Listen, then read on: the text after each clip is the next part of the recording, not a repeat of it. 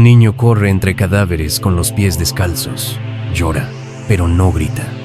En su mirada no hay miedo, solo una costumbre brutal. El suelo está teñido de sangre y tierra, y a su alrededor los cuerpos huelen a pólvora vieja y a desesperanza. ¿Dónde están sus padres? ¿Quién le enseñó a esquivar balas como si fueran piedras del camino? Sierra Leona, 1999. Esto no fue una guerra, fue una carnicería disfrazada de revolución. Ni fue por tierra ni por libertad, fue por piedras, piedras brillantes, piedras que han destruido más vidas que las armas que ayudaron a comprar. Diamantes, diamantes de sangre. ¿Sabías que un anillo de compromiso puede tener el precio de miles de extremidades amputadas? ¿Sabías que hubo ejércitos enteros financiados por estas piedras? ¿Quién les vendía las armas? ¿Quién las transportaba? ¿Quién compraba los diamantes manchados? Antes de continuar, suscríbete. Prepárate para descender al infierno más brillante de África. Todo comenzó en los años 80 y explotó en los 90. El mundo celebraba la caída del muro de Berlín, mientras África Occidental era devorada por guerras civiles alimentadas por diamantes. En Sierra Leona, Liberia y Angola, los rebeldes no necesitaban ideología, solo necesitaban minas. Minas controladas a punta de machete, minas defendidas por niños con rifles más grandes que ellos. Los principales actores eran los señores de la guerra. Foday Sanko del Frente Revolucionario Unido, RUF, en Sierra Leona, Charles Taylor en Liberia y Jonas Savimbi de UNITA en Angola. No eran simples insurgentes, eran empresarios del horror. Vendían diamantes a través de redes secretas que terminaban en Bruselas, Dubái o Amberes. Y con ese dinero compraban fusiles AK-47, granadas, minas antipersonales y hasta helicópteros de combate. ¿Cómo se movían? A través de fronteras porosas, caminos selváticos y pistas clandestinas. Aviones privados aterrizaban de noche y despegaban cargados de muerte. Había un hombre que aparecía en todas partes. Victor Bout. Sí, el mercader de la muerte. Les vendía armas a cambio de diamantes. El negocio era perfecto. Nadie preguntaba de dónde venía la mercancía, solo cuánto brillaba. Las operaciones eran tan sofisticadas como brutales. En Liberia, Charles Taylor construyó una red de empresas fachada para exportar los diamantes robados. Su compañía, Liberia Mining Company, tenía todos los papeles en regla, excepto la sangre que escondía.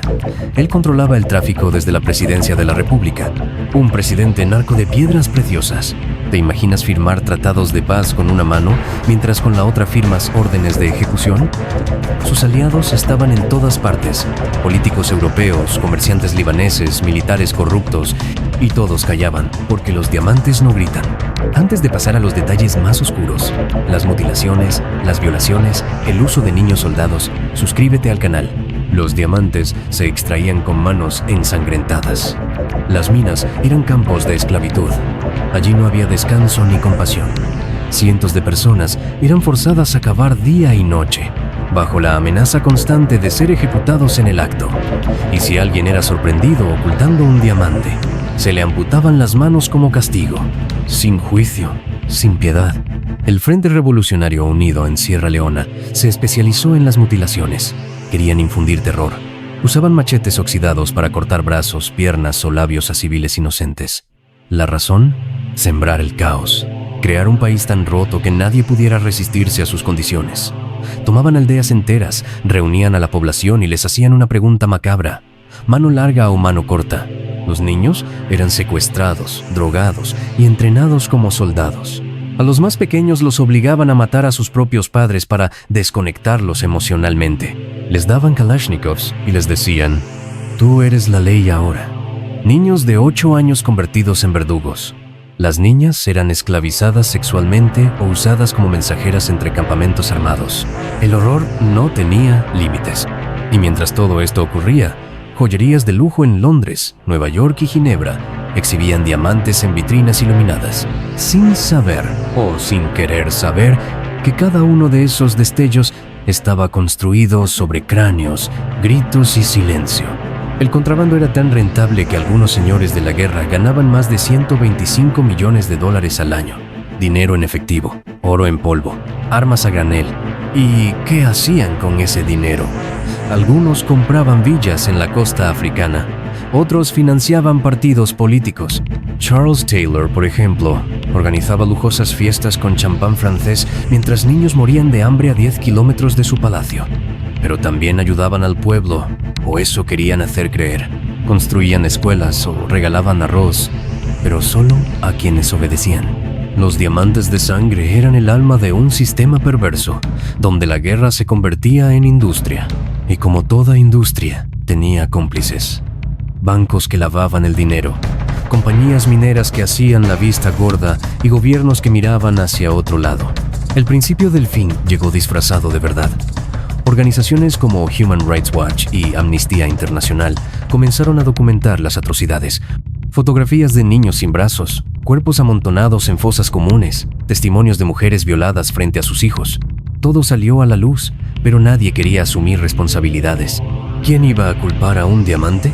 Fue entonces cuando surgió una palabra que cambiaría el rumbo de esta historia: Conflict Diamonds, o diamantes de conflicto. En 2000, tras una presión internacional sin precedentes, se creó el proceso de Kimberley, un sistema de certificación para intentar frenar el comercio ilegal de estas piedras. La idea era simple. Si el diamante no podía probar que venía de una zona libre de conflicto, no se podía vender legalmente. Pero la corrupción es un monstruo con muchas cabezas. Algunos traficantes falsificaban certificados.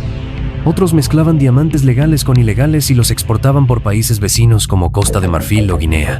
Era el mismo juego de siempre, cambiar las reglas para no dejar de jugar. Y aún así, el sistema comenzó a hacer daño. La presión internacional creció y Charles Taylor fue el primero en caer.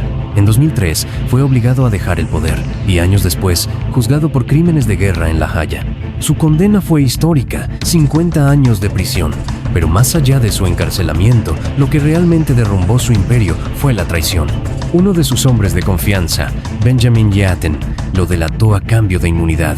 Contó todo: rutas de contrabando, contactos con traficantes de armas, depósitos en bancos suizos.